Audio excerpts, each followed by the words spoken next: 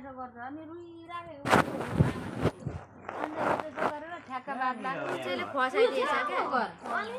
अहिले हैन त्यो बेलामा एक लाख 1.5 लाख हैन तपाईहरु यो बस्ती नि धरामा हुनुहुन्थ्यो त्यो वर्ष सबै काट्छ त्यो घर लगेर पनि तपाईहरु धेरै ओर आइपुग्यो होला एकान्त किचन देखि यता भन्दा यो छेउैमा टाँसेको छ के बाँध्दै लिएर गर्छ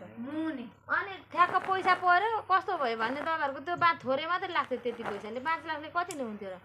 आर्मी सशस्त्र सबै क्याम्पको घुर्यायो बुद्धिले गएर यसो यसो भयो यसो यसो गर्नुपर्छ भन्नु अनि त्यसलाई बत्ती जोडिदियो हरेक कुरा गर्नुभयो नि त बुद्धि भाइले अनि पछि आउनु भयो मलाई बेडहरु ल्याइदियो मलाई पछि आएर भन्नु लु भाउजू तपाईलाई धन्यवाद एउटा घर तपाईँ र मैले भएर त्यो घर बचायौँ भने बिचरा त्यो चौधरीले मलाई धान रोप्नु पनि सघाउनु भयो तपाईँले गर्दा बहिनी मेरो घर बाँच्यो म कति त्यो मगनी दिदीकोतिर बसिन्थ्यो नि त राति राति अनि बिचोक भएको थियो अब गाउँघरकोले पनि बिचरा भने कति दिन भन्नु गएर घप्प लगाइदियो आफूसँग पनि हुँदैन सबै दुःख गर्ने मान्छे होइन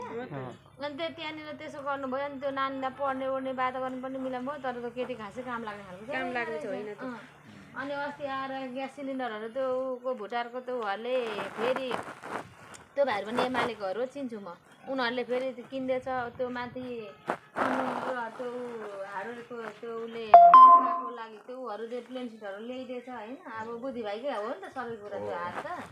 अनि झुलहरू चामलहरू वनको हाकिमलाई भनेर चामल ल्याएर पोहोर बर्खैभरि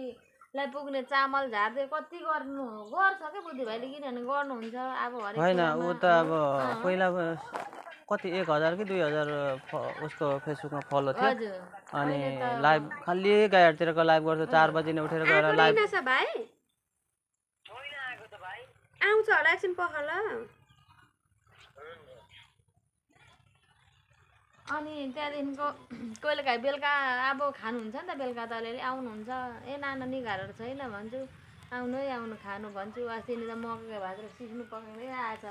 यहाँ सिस्नु र मकैको भात खाने भए निघार दिन्छु न भए दिँदैन लु लु लु भनेर दाजुहरू बसेर खानुभयो अब हामी त पहिलादेखिको मेरो ठुलो छोरालाई त त्यही भाइले पढ्नु हर्नु सिकाउनुहुन्थ्यो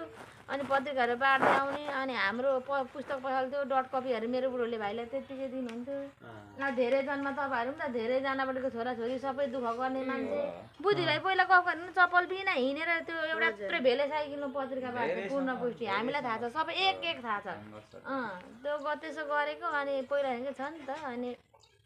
पहिला पत्रकार हुँदा हाम्रो स्टुडियो थियो त्यहाँको क्यामेरा दिनुभयो हाम्रो नानीबाले यसो अलिअलि गर्दै भिडियोहरू बनाएर हालिहिँड्नुहुन्थ्यो अनि पछि बाहिर जानुभयो आउनुभयो त्यतिखेर पनि भेट्नुभयो अनि त्यो मेरो 2000 पैसा चाहिँ कहिले तिर्ने रहेछ भनेको 10,000 दिनुभयो 2000को दिनुभयो त्यस्तो छैन त भाइ